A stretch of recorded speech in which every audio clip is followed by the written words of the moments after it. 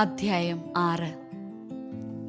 കർത്താവ് മോശയോട് അരുളിച്ചെയ്തു, ഇസ്രായേൽ ജനത്തോട് പറയുക, കർത്താവിന് സ്വയം സമർപ്പിക്കുന്നതിന് നാസീർ വ്രതമെടുക്കുന്നയാൾ സ്ത്രീയായാലും പുരുഷനായാലും ഇപ്രകാരം ചെയ്യണം.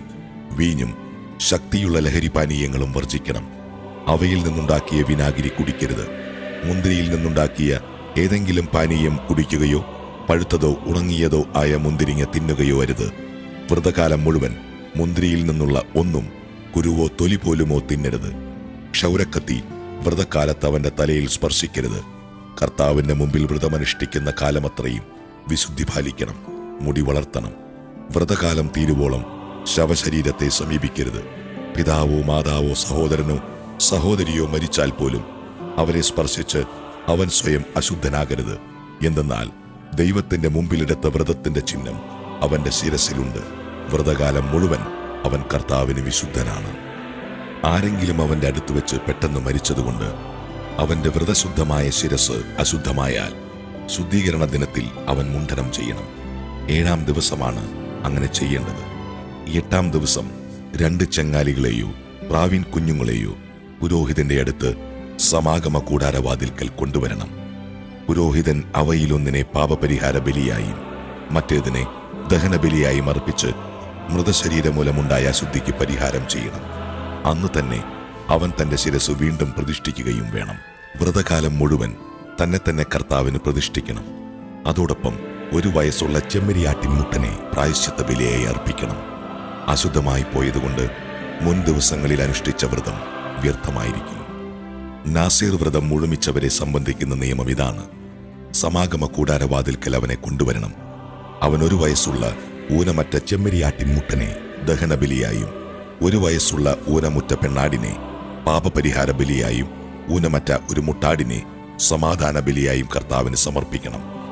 പുളിപ്പില്ലാത്ത 1 കുട്ട അപ്പം, നേർത്ത മാവിൽ എണ്ണ ചേർത്തുണ്ടാക്കിയ അടകൾ, എണ്ണ പുരട്ടിയ പുളിപ്പില്ലാത്ത നേർത്ത അപ്പം, അവയ്ക്ക് ചേർന്ന ധാന്യബലി, പാനീയബലി എന്നിവയും കർത്താവിന് കാഴ്ചവെക്കണം.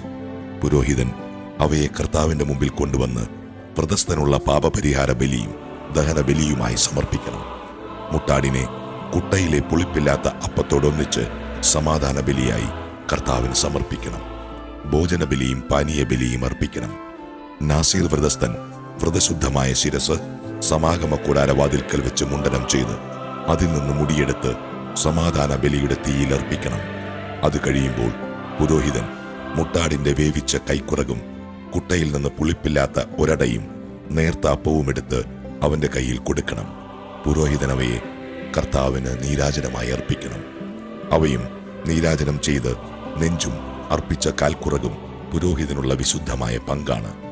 ഇവയ്ക്കു ശേഷം നാസീർ വ്രതസ്ഥന് വീഞ്ഞു കുടിക്കാം. ഇതാണ് നാസീർ വ്രതസ്ഥൻ അനുഷ്ഠിക്കേണ്ട നിയമം. തന്റെ കഴിവനുസരിച്ച് നൽകുന്നതിന് പുറമേ നാസീർ വ്രതത്തിന്റെ നിയമപ്രകാരമുള്ള കാഴ്ചകളും അവൻ കർത്താവിന് സമർപ്പിക്കണം. താനെടുത്തിരിക്കുന്ന നാസീർ വ്രതത്തിന്റെ നിയമങ്ങൾ അവൻ നിറവേറ്റണം. കർത്താവ് മോശയോട് അരുളിച്ചെയ്തു, അഹറോനോടും പുത്രന്മാരോടും പറയുക, നിങ്ങൾ ഇങ്ങനെ പറഞ്ഞ് ഇസ്രായേൽ ജനത്തെ അനുഗ്രഹിക്കണം. കർത്താവ് നിന്നെ അനുഗ്രഹിക്കുകയും പരിപാലിക്കുകയും ചെയ്യട്ടെ. അവിടുന്ന് നിന്നിൽ പ്രസാദിക്കുകയും നിന്നോട് കരുണ കാണിക്കുകയും ചെയ്യട്ടെ.